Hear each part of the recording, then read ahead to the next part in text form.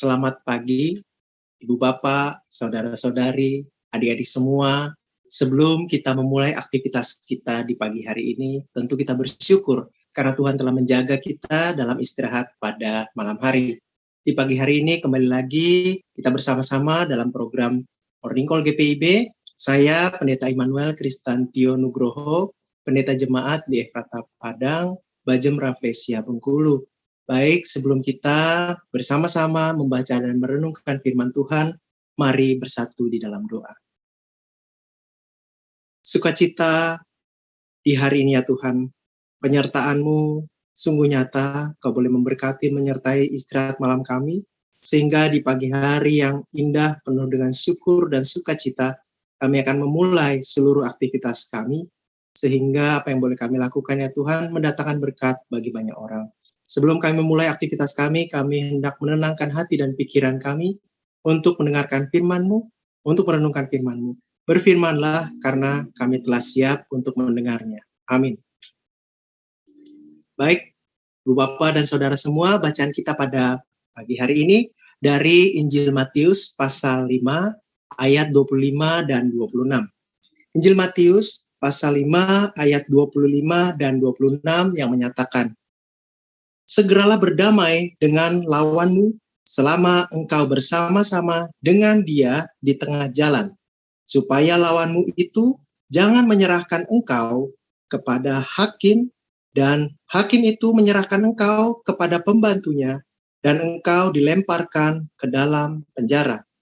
Aku berkata kepadamu, sesungguhnya engkau tidak akan keluar dari sana sebelum engkau membayar hutangmu sampai lunas. Demikianlah pembacaan Alkitab kita, renungan kita di pagi hari ini, Bapak.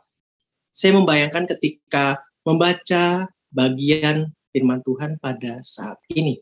Saya membayangkan bagaimana seandainya kita, Ibu Bapak dan saya, dalam satu rumah, kemudian ada makanan di atas piring dengan masakan yang sama, bumbu yang sama, bentuk makanan yang sama, kita makan, tetapi ada yang sedang sakit gigi, ada yang sedang sariawan, ada yang baik-baik saja keadaan mulutnya.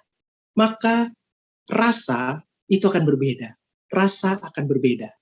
Nah, ini yang bisa saja terjadi dalam kehidupan kita, satu tempat, satu lingkungan pelayanan, satu keluarga, satu persekutuan bisa saja tidak berdamai. Kenapa? Ya banyak hal, banyak faktor yang tentu kita perlu untuk melihat kembali apa saja faktornya penyebabnya sehingga menyebabkan ketidakdamaian itu terjadi di lingkungan kehidupan kita. Lalu dalam bacaan pada saat ini juga diingatkan ketika Yesus dan hukum Taurat. Di sini konteksnya ketika dikaitkan dalam satu kesatuan di ayat ke-21 sampai dengan 26 berbicara tentang jangan membunuh. Ini tentang jangan membunuh. Di sini sangat menarik adalah ketika bacaan pada pagi hari ini mengingatkan kita bersama bahwa segera berdamai dengan lawanmu selama engkau bersama-sama dengan dia di tengah jalan. Saya membayangkan ketika saya sedang berjalan dengan seseorang, yaitu lawan saya, atau musuh saya, katakanlah demikian. Apa yang terjadi? Saya akan was-was, takut, curiga, dan niat negatif atau buruk lainnya. Jangan-jangan nanti saya akan dicelakai di titik sana atau di jalan sana, jangan-jangan nanti ada orang yang akan mencegat saya, jangan-jangan saya akan dibunuh, dan lain sebagainya. Itu yang bisa saja terjadi dalam kehidupan saya ketika saya berjalan dengan seorang lawan. Tapi bagaimana seandainya berjalan dengan seorang sahabat, seorang teman? Kita tidak akan berpikir negatif, tidak akan berpikir buruk, tidak akan berpikir yang macam-macam terhadap orang di samping saya yang adalah sahabat saya. Pasti saya yakin bahwa dia akan membawa saya ke tempat yang baik. Dia akan mengantarkan saya sampai ke tujuan dengan selamat dan lain sebagainya. Ini situasi yang berbeda, ini situasi yang tentunya bisa saja terjadi, tapi di sini diingatkan kuncinya adalah berdamailah, segeralah berdamai. Ketika berjalan dengan lawan, pasti ada kekhawatiran. Bagaimana cara menghilangkan itu ya? Harus berdamai. Ya memang dalam kehidupan kita, di dalam kehidupan Bapak Ibu dan saya, bicara tentang perdamaian, bicara tentang keterbukaan, kerendahan hati, karena berdamai ini tidak lepas dari kita bisa membuka hati, merendahkan hati kita. Berdamai ini juga berkaitan dengan bagaimana kita bisa menerima orang lain yang telah menyakiti, berdamai banyak hal.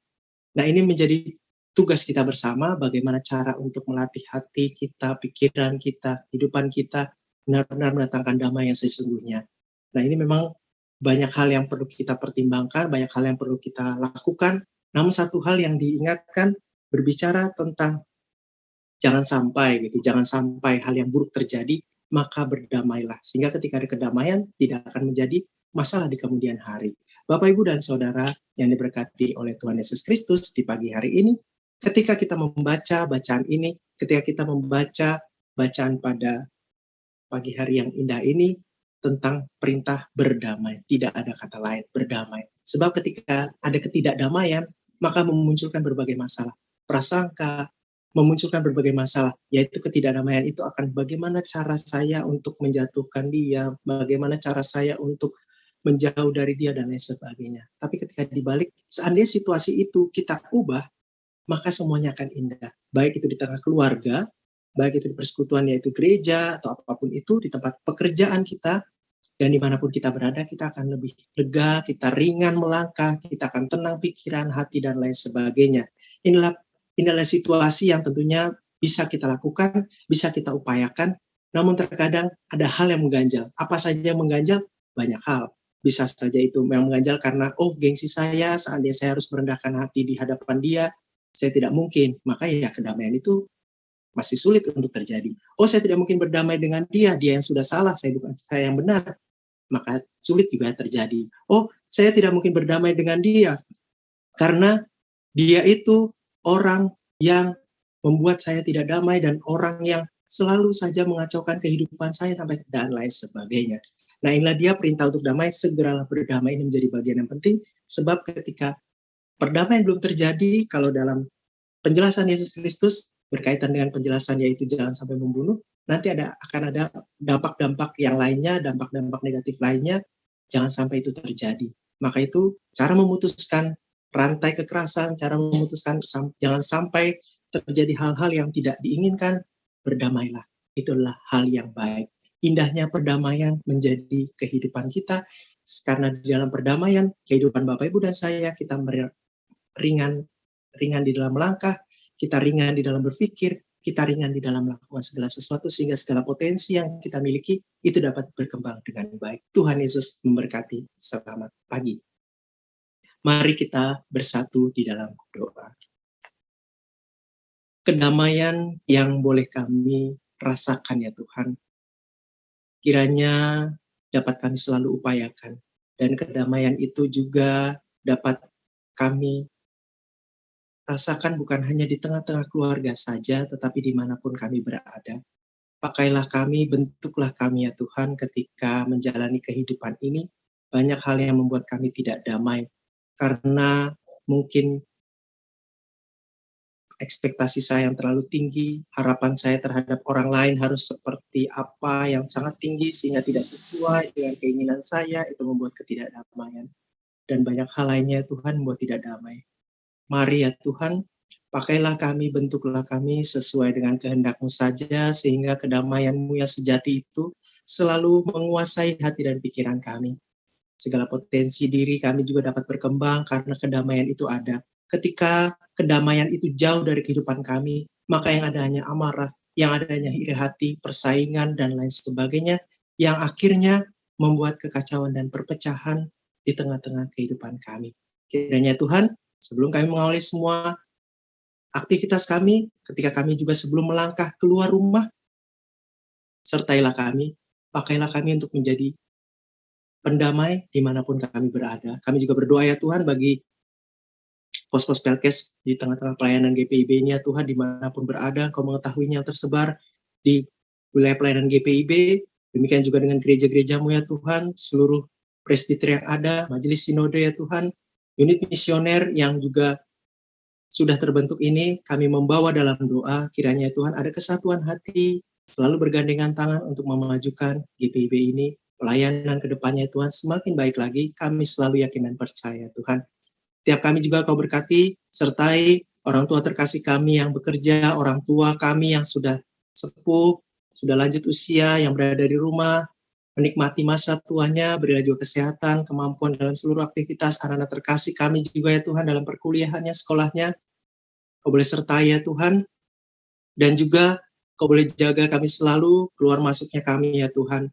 Tantangan dan ancaman kesehatan karena pandemi masih saja ada di sekitar kami, kiranya imun tubuh kami baik, Kau berikan kami selalu kekuatan dan kesehatan, serta kami juga dapat melakukan seluruh aktivitas dengan maksimal. Kami mau serahkan sepenuhnya hidup kami, pelayanan kami, keluarga kami ya Tuhan, ke dalam tangan-Mu saja, dan gereja-Mu ke dalam tangan-Mu, di dalam nama Yesus Kristus kami telah berdoa. Amin.